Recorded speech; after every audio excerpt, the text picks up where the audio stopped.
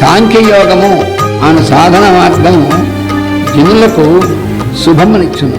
దానివల్ల ధర్మమును ఆచరించుటందు నిష్ట కలుగును. దానివల్ల అంత్యకాలమునందు శ్రీహరి ధ్యానము చేయగలగట సాధ్యమగును.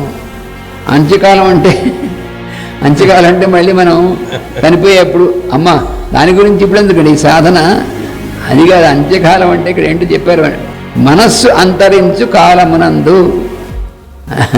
శరీరం పోయేటువంటి కాలం ఒకటే కాదు, ఎప్పుడో ఒకసారి పోతుంది, తప్పదు. అని శరీరం పోయేటువంటి కాలం కాదు, నీ మనస్సు అంతరించడం అంటే ఏంటి? మనస్సు అంతరించడం అంటే అర్థం మనస్సు లోపల కరిగిపోవడం. ఎందుకంటే మన మనస్సుతో ఐడెంటిఫై అయి ఉంటాం కాబట్టి ఆ మనస్సు ఎప్పుడు అంతరిస్తుందో అది అంత్యకాలం అంటే. ఆ మనస్సు కరిగిపోయేటువంటి సాధన అప్పుడు దానివల్ల శ్రీహరి ధ్యానము చేయగలుగుట సాధ్యమవును. అట్లు సాధ్యపడుటయే జన్మకు ఫలము.